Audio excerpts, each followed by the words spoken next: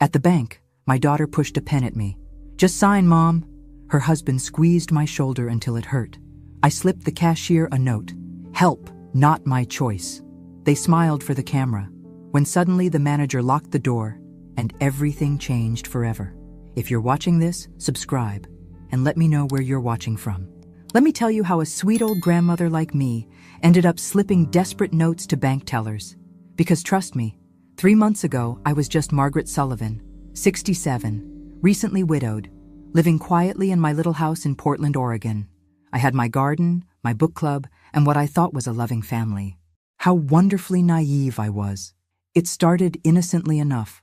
My daughter Sarah called one Tuesday morning, her voice dripping with concern. "Mom, we're worried about you living alone. What if something happens?" Behind her, I could hear her husband Derek clearing his throat, probably coaching her through their script. "I'm fine, sweetheart," I told her, watering my petunias. "Mrs. Chen next door checks on me daily, and I have my medical alert bracelet." "That's not enough anymore, Mom. You're getting older, and we think it's time to make some adjustments." Adjustments. Such a pleasant word for what they had planned. Over the next few weeks, Sarah and Derek increased their visits. They'd arrive with takeout dinners and concerned expressions, asking probing questions about my finances, my medications, my daily routines. Derek would walk through my house, making notes on his phone about safety hazards like the throw rug in my hallway or the step stool I used to reach high shelves. "We just want what's best for you," Sarah would say, patting my hand with the same condescending tone she'd used when her children were toddlers. The red flag started waving when Derek suggested I might want to simplify my banking. "All these different accounts, Mom," he'd say, shaking his head at my monthly statements. "It's so confusing. What if you make a mistake?" I'd been managing my own finances for 47 years, including running the bookkeeping for my late husband's contracting business. But apparently, that expertise evaporated the moment I turned 65 in their eyes. Then came the day they brought papers. Official-looking documents with lots of legal jargon and sticky notes marking where I should sign. "It's just a precaution," Sarah explained. "A power of attorney so we can help if you ever need us to." I set the papers aside.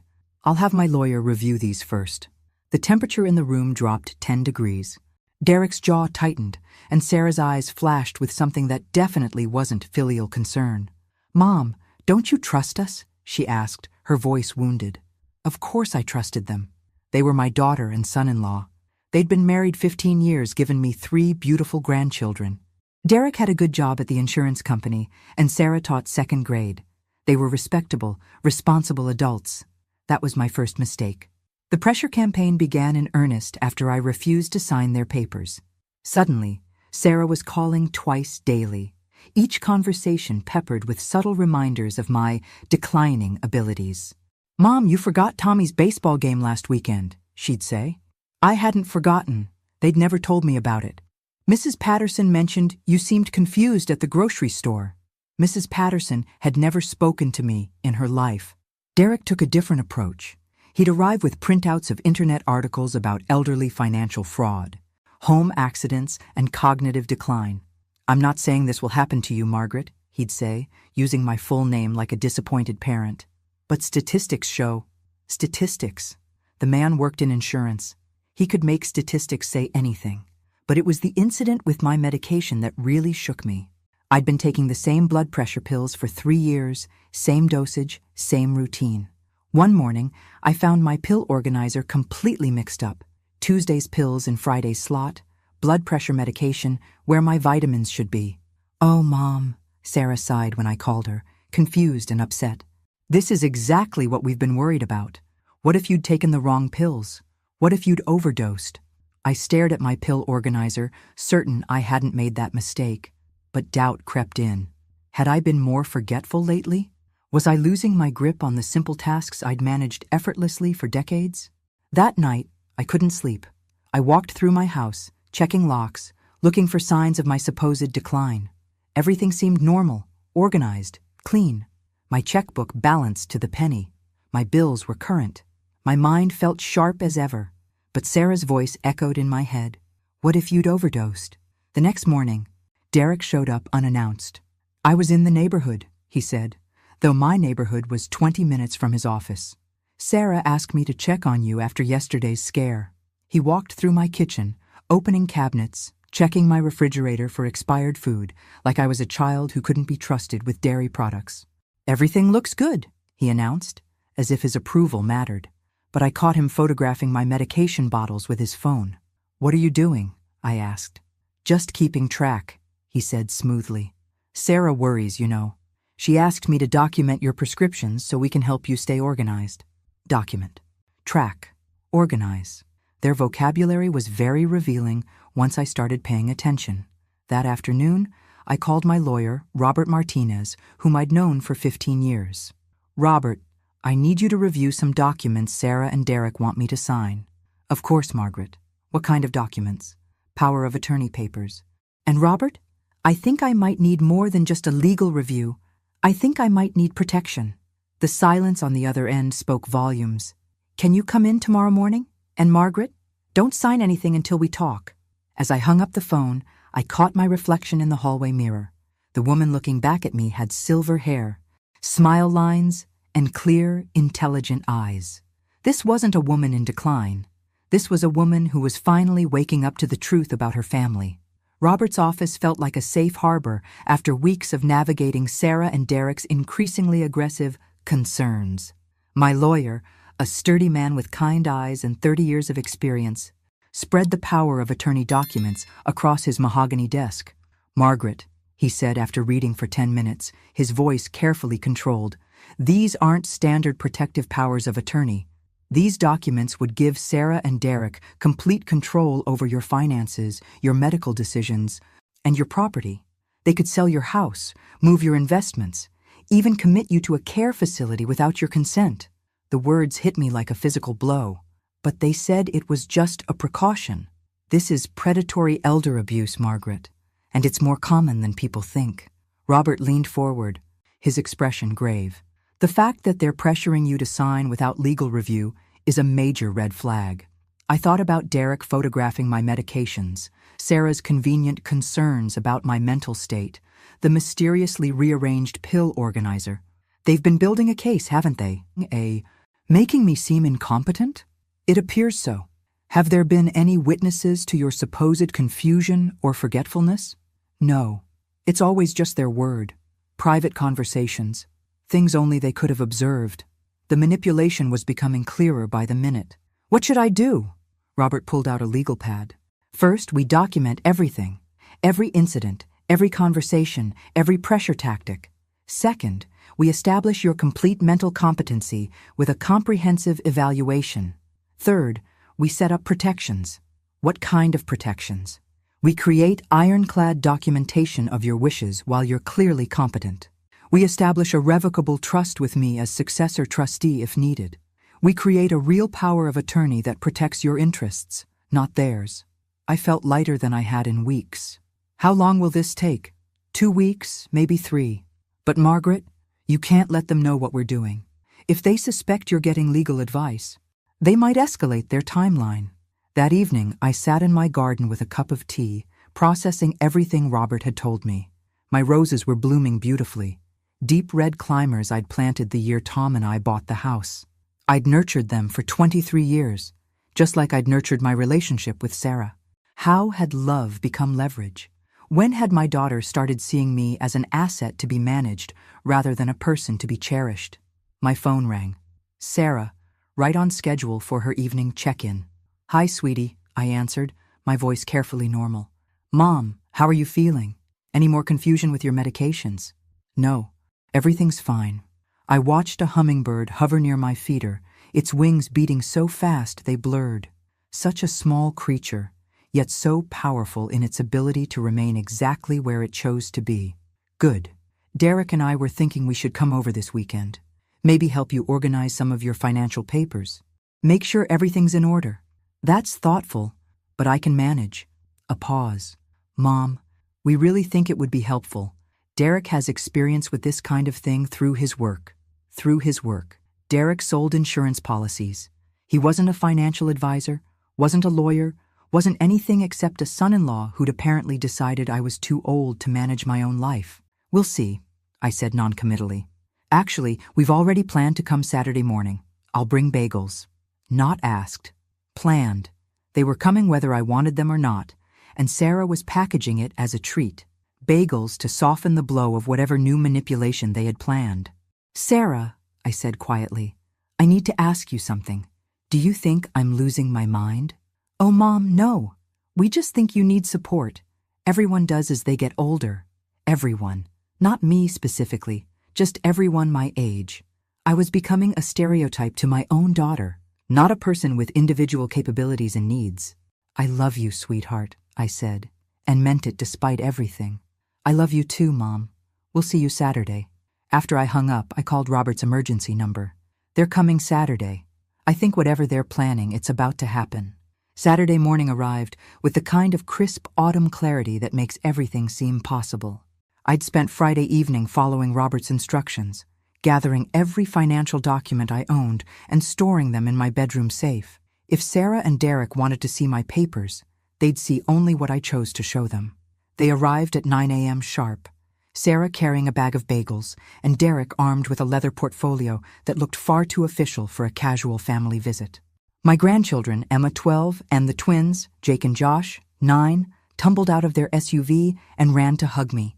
Grandma, can we pick apples from your tree? Emma asked, her eyes bright with excitement. Of course, sweetheart. The Honeycrisps should be perfect right now. As the kids scattered to my backyard, Sarah and Derek followed me into the kitchen. Derek set his portfolio on my dining table with the gravity of a man conducting important business. Mom, we brought those papers again, Sarah said, unwrapping the bagels. We really think you should reconsider. I poured coffee, my hand steady despite my racing heart. I told you, I want my lawyer to review them first. Derek's smile was patient, condescending. Margaret, lawyers are expensive, and honestly, these are standard forms. I reviewed them through my company's legal department. His company's legal department. The same people who wrote insurance policies designed to pay out as little as possible. I almost laughed at the audacity. Even so, I prefer to wait. Sarah and Derek exchanged one of their looks, the kind married couples develop to communicate without words. Derek opened his portfolio and spread new documents across my table. Actually, we've brought something different today, he said.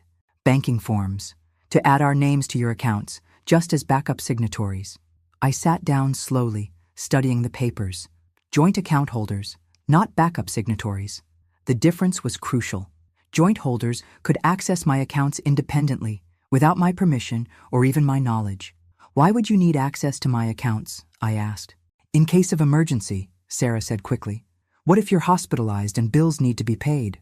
I have online banking and auto pay for all my bills. But what if something happens to you? Derek pressed. What if you have a stroke or an accident and can't communicate? We'd need to handle your finances. The what-ifs were piling up like storm clouds. What if? What if? What if?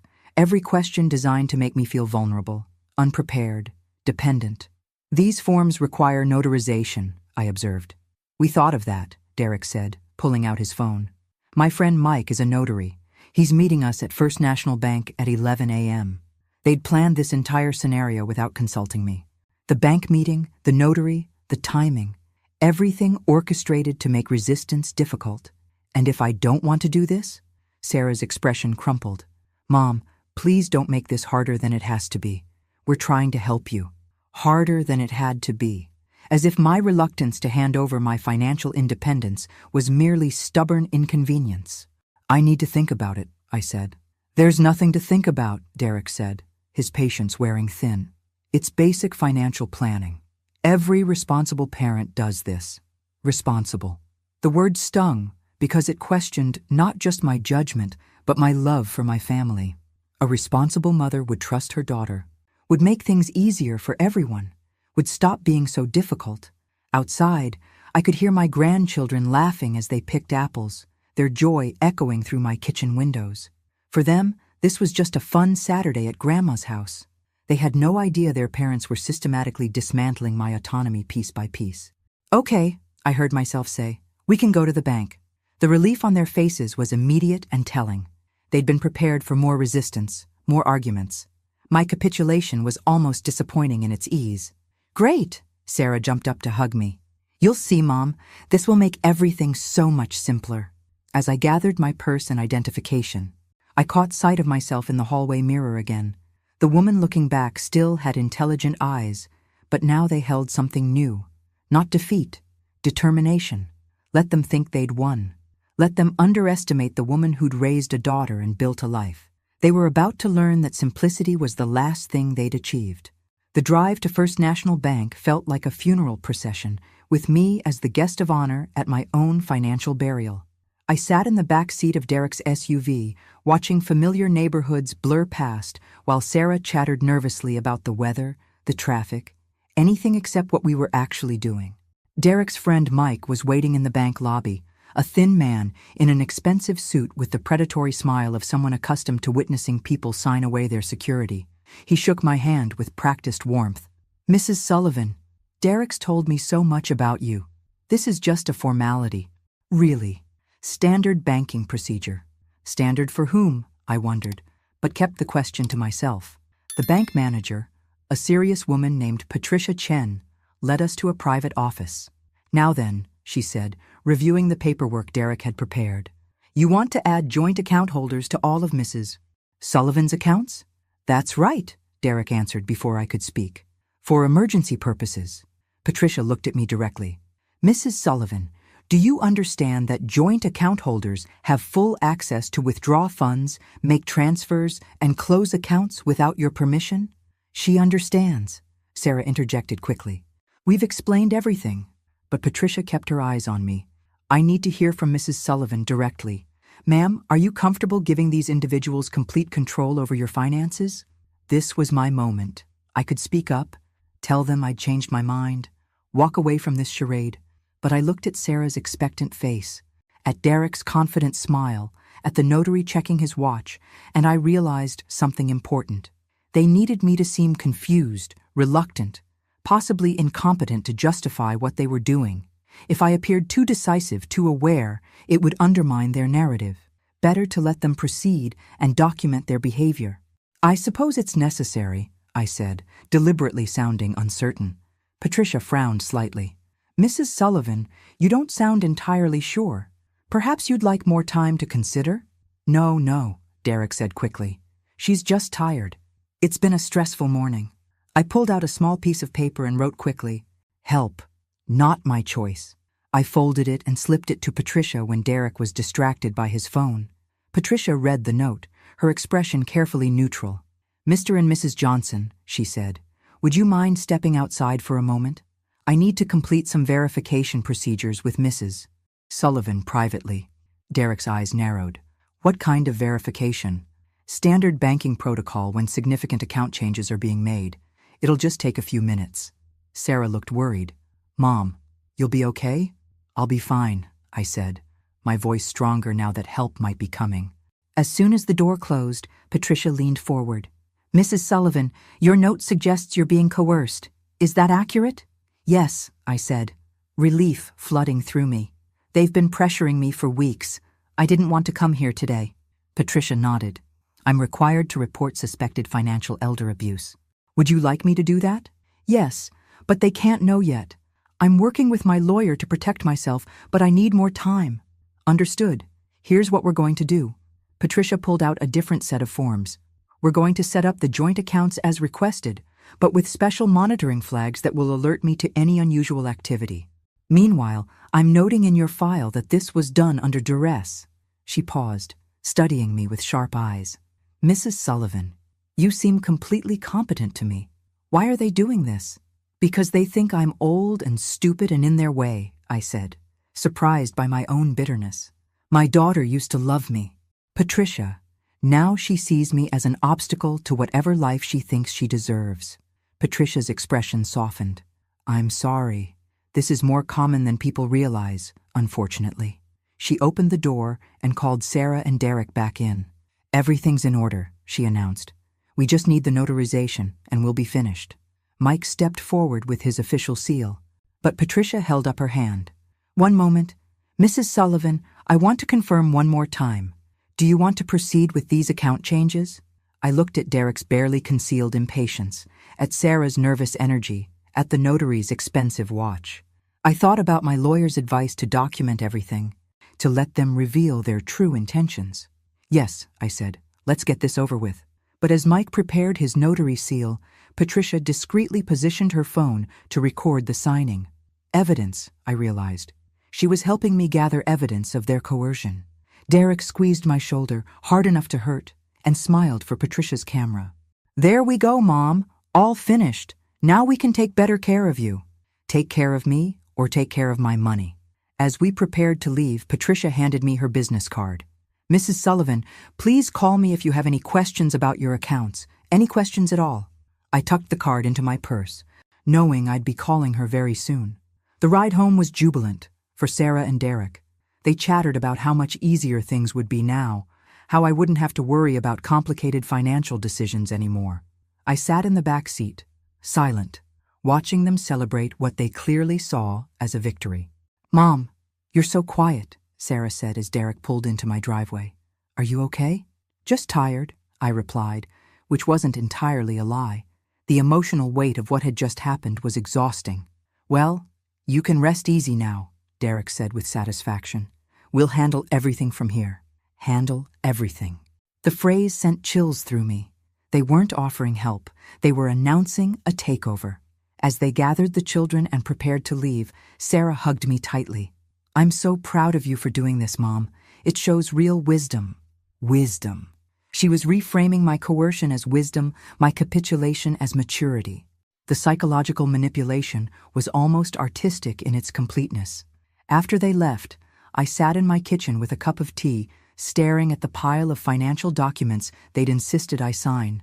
Every page represented a piece of my independence surrendered, every signature a step closer to becoming exactly what they wanted. A manageable elderly woman who no longer inconvenienced them with opinions or autonomy. But they'd made a crucial mistake. They'd assumed I was as naive as I appeared.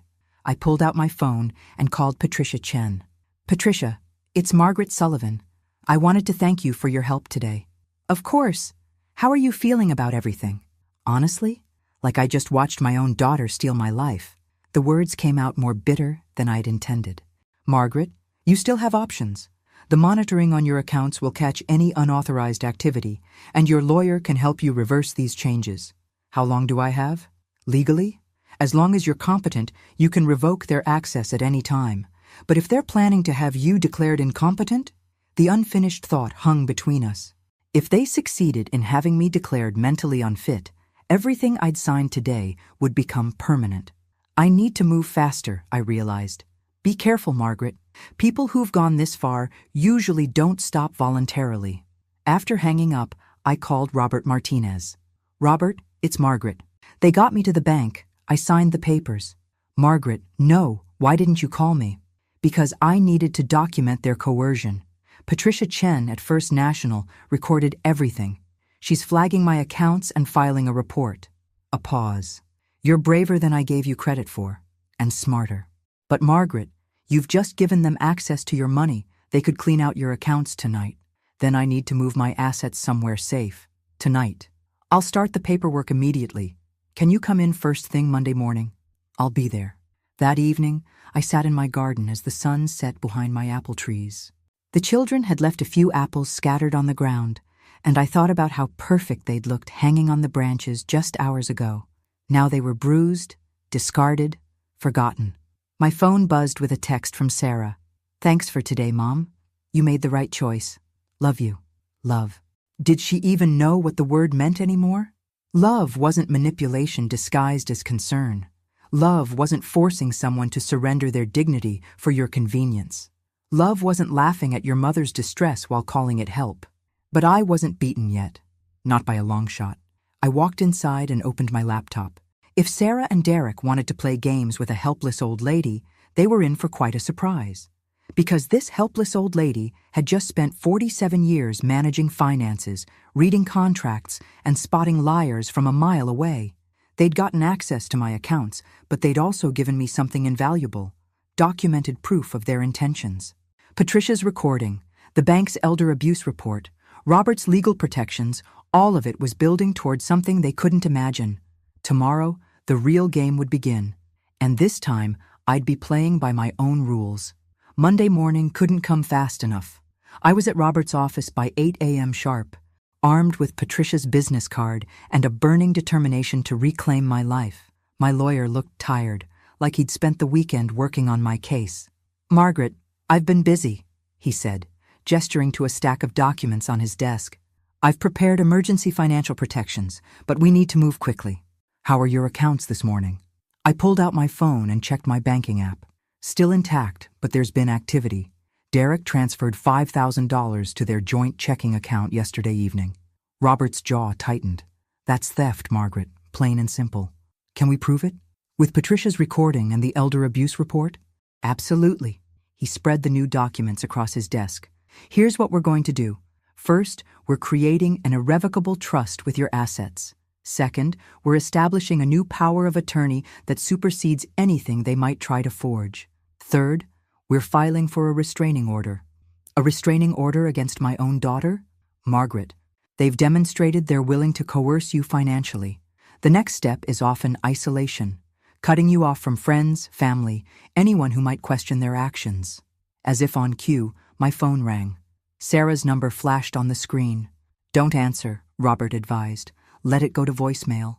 But I was curious. "I want to hear what she has to say," I answered, putting the call on speaker. "Hi, sweetheart." "Mom, thank goodness. Derek and I were so worried when we couldn't reach you last night." "They'd called?" I checked my phone log. No missed calls, no messages. Another lie to add to their growing collection. "I went to bed early," I said neutrally. "Well, we have some exciting news. We found the perfect assisted living facility for you. Sunset Manor. It's beautiful, Mom. They have activities and medical care, and I'm not moving to assisted living, Sarah." A pause. "Mom, after Saturday, we think it might be time. You seemed so confused at the bank, so uncertain about your decisions." Confused. There was that word again, weaponized to justify their control. "I was uncertain because I didn't want to be there," I said, my voice sharper than intended. "See? This is exactly what we mean. Your judgment isn't what it used to be. But don't worry, we've already put down a deposit. You can move in next weekend." Next weekend. They'd planned my institutionalization without my consent, using money they'd just gained access to from my own accounts. "Sarah, I am not moving anywhere." "Mom, please don't make this harder than it has to be. The decision's already made." The decision's already made. Not by me, of course. By them, for me, about my life. Robert was taking furious notes, recording every word of their presumption. "I have to go," I said. "I have an appointment." "With who?" "Mom, you shouldn't be making important decisions alone anymore." I hung up without answering. Robert looked grim. "They're accelerating their timeline. The assisted living facility gives them complete control. They can manage your finances, control your visitors, even your medical care." "How long do we have?" "Based on what I just heard? Days, not weeks." By Wednesday, the harassment was relentless. Phone calls every 2 hours, surprise visits from concerned relatives I hadn't spoken to in years. Even a visit from Sarah's pastor asking if I needed spiritual guidance about accepting help gracefully. The most insulting was Derek's sister Linda, who showed up Tuesday afternoon with a casserole and a rehearsed speech about family loyalty. "Margaret, I know this is hard," she said, settling into my living room like she belonged there. "But Sarah and Derek are doing what's best for everyone. Sunset Manor is lovely. My friend's mother lives there, and she's so much happier now that she doesn't have to worry about anything." Doesn't have to worry about anything. What a pleasant way to describe complete helplessness. "Linda," I said carefully, "do you think I'm incompetent?" She looked startled by the direct question. "Of course not. You're just at a different stage of life now. It's natural to need more support." "What if I told you I don't want their support?" "Well, sometimes we don't want what's best for us. That's why we need family to help us make good choices." The circular logic was breathtaking. I didn't want their help because I didn't need it, but my not wanting it proved I needed it, which justified them forcing it on me. That evening, Patricia Chen called me at home. "Margaret, there's been significant activity on your accounts. They've transferred $15,000 to cover something called a facility deposit and another $8,000 for care coordination fees. $23,000. Gone. Without my permission, for services I didn't want, to imprison me in an assisted living facility I'd never agreed to enter. Can you stop the transfers? Not legally. They're joint account holders now, but I can flag them as suspicious transactions given our abuse report. Patricia, they're planning to move me this weekend.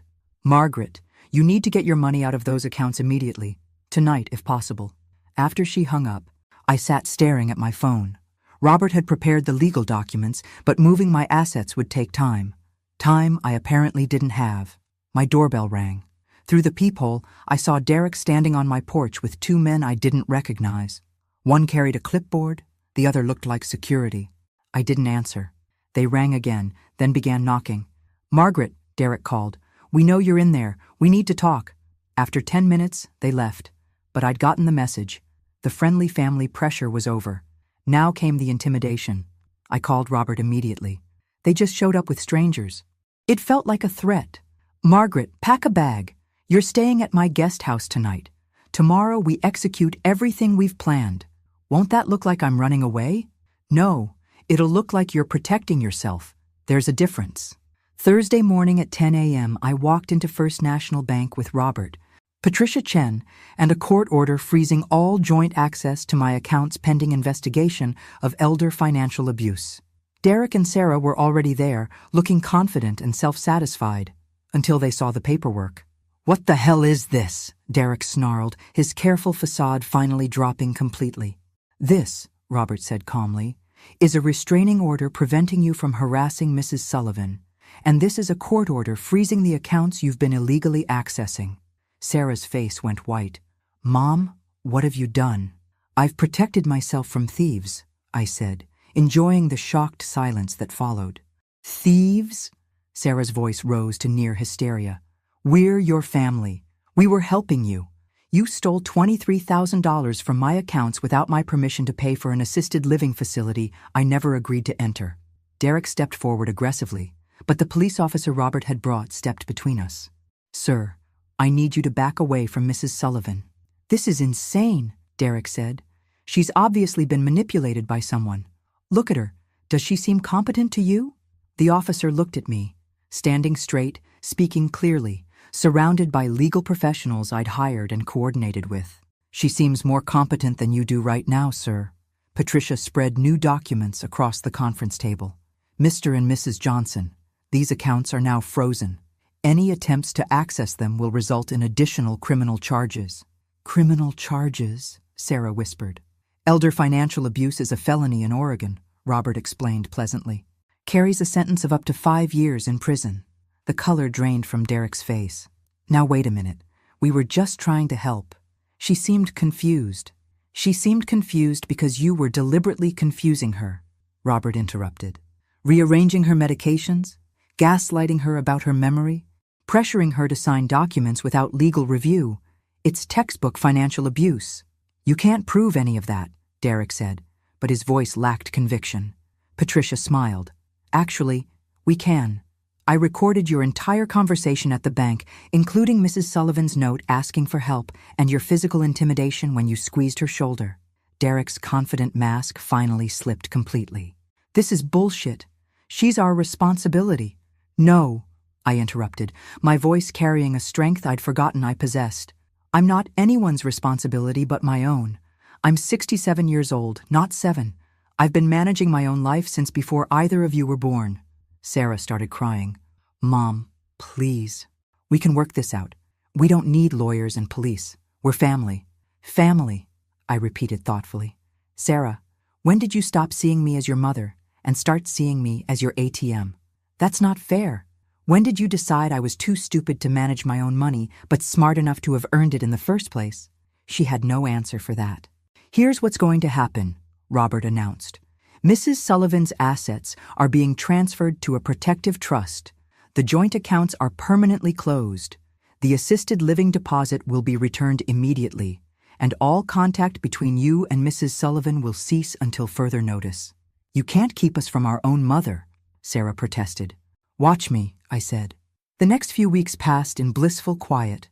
No daily harassment calls, no surprise visits, no one telling me what I should want or need or feel. For the first time in months, I could hear my own thoughts without their constant commentary on my supposed inadequacies. I used the time well. Robert helped me establish ironclad financial protections, including a trust that would prevent anyone from ever manipulating me again. Patricia and I became genuine friends. She'd seen this kind of abuse before and understood the unique pain of being betrayed by your own children. But the real revelation came when I started talking to other seniors about my experience. My neighbor Mrs. Chen had a similar story about her son trying to convince her to sign over her house. My book club friend Dorothy had been pressured by her daughter to move into a nursing home she didn't need. Margaret from my church had actually lost her savings to a grandson who convinced her she had dementia. "It's epidemic," Dorothy said during our weekly coffee meeting. "They think once we hit 65, we become children again. The worst part," Margaret added, "is how they make us feel guilty for wanting to keep our independence. Like self-determination is selfish at our age." I'd found my people, women who'd been told they were too old to make their own decisions, but too young to give up completely. 3 weeks after the confrontation at the bank, Sarah called. I let it go to voicemail. "Mom, please. I know you're angry, but I miss you. The kids miss you. Can't we talk? I'm sorry if we pushed too hard, but we were scared. Scared of losing you, scared of something happening to you. Please call me back." The message was carefully crafted, apologetic, but not admitting wrongdoing. Emotional, but not acknowledging the real harm they'd caused. Classic manipulation, but more subtle now. I didn't call back. A week later, Derek showed up at my door. I didn't answer, but I watched through the peephole as he paced my porch, clearly frustrated by his inability to force his way back into my life. He left a note. "Margaret, this has gone on long enough. We made mistakes, but we're family. Sarah is heartbroken. The kids don't understand why Grandma won't see them. Don't let lawyers destroy our relationship. Our relationship. As if I'd been the one who destroyed it by refusing to be robbed. But the mention of my grandchildren stung. Emma, Jake, and Josh had nothing to do with their parents' greed. They were innocent victims of Sarah and Derek's choices. I called Robert. "What if I want to see my grandchildren?" "Supervised visits are possible, but Margaret, be careful. They'll use those children as leverage to get back into your life." He was right. Of course, but the thought of Emma, Jake, and Josh thinking I'd abandoned them was unbearable. That evening, I made a decision that surprised even me. I picked up the phone and called Sarah. "Mom?" Her voice was eager, hopeful. "Oh, Mom, I'm so glad you called." "I want to see my grandchildren," I said without preamble. "Of course, we can come over this weekend." "No, I'll meet them at the park, Saturday at 2 p.m., Laurelhurst Park. You and Derek can drop them off and pick them up in 2 hours." "Mom, that's not necessary. We can all—" "Those are my terms, Sarah. Take them or leave them." A long pause. "Okay, we'll be there." But I knew they'd try something.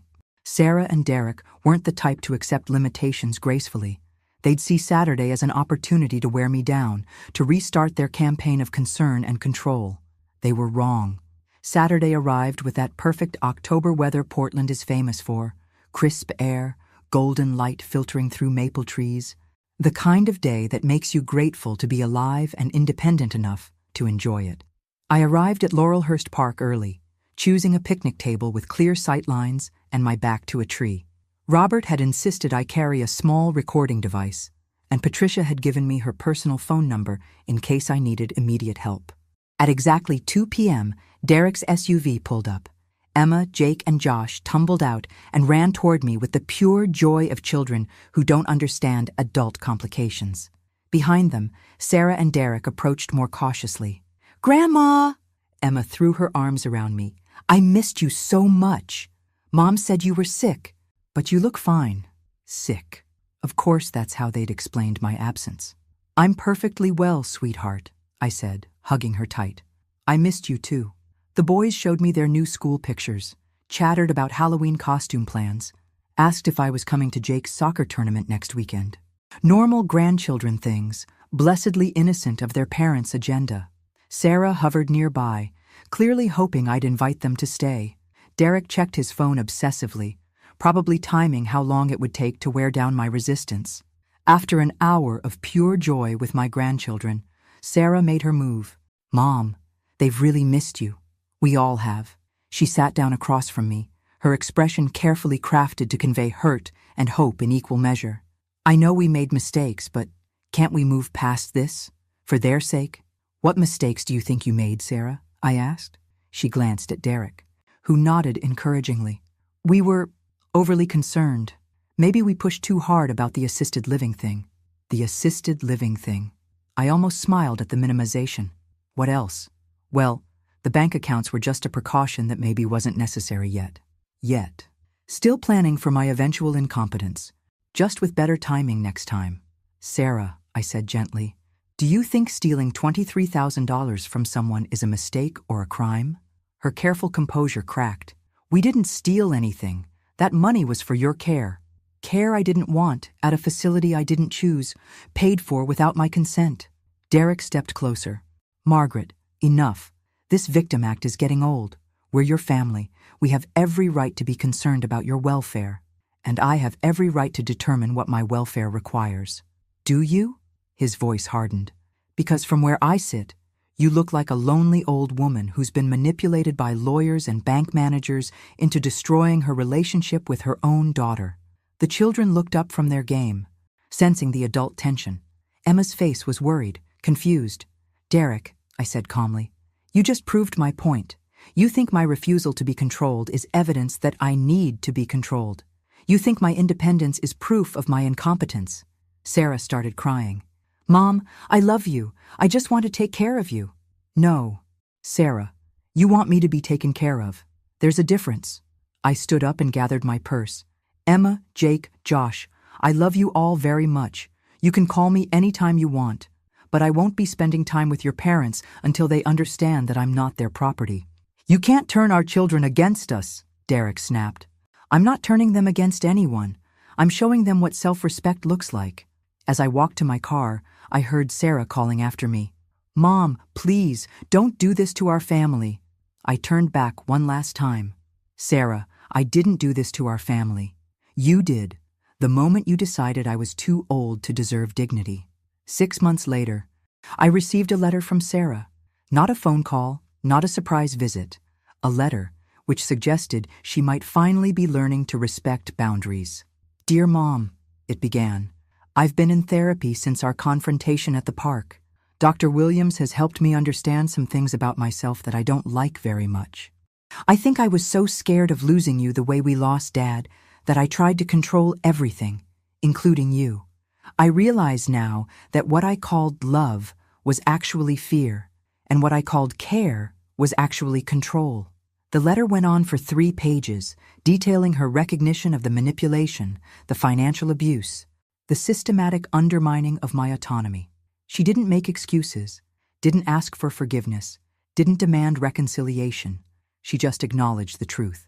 I don't expect you to trust me again, the letter concluded. I know I have to earn that, if it's even possible, but I want you to know that I'm trying to become the daughter you deserve to have, not the one who tried to make you into the mother I wanted you to be. I read the letter twice, then set it aside. Words were easy. Actions would tell the real story. But for the first time in a year, I felt something I'd thought was gone forever. Hope. Hope that my daughter might remember how to love me without trying to control me. Hope that my grandchildren might grow up understanding that age brings wisdom, not helplessness. And hope that other women facing what I'd faced might find the courage to say what I'd finally learned to say. No, I am not your burden, your problem, or your property. I am a human being with the right to determine my own life, at any age. If you're watching this and you've been through something similar, I want you to know something important. You're not alone, you're not crazy, and you're not too old to fight back. Sometimes the people who claim to love us the most are the ones who understand us the least. But you know who you are. Don't let anyone convince you otherwise. Thanks for listening. Don't forget to subscribe and feel free to share your story in the comments. Your voice matters.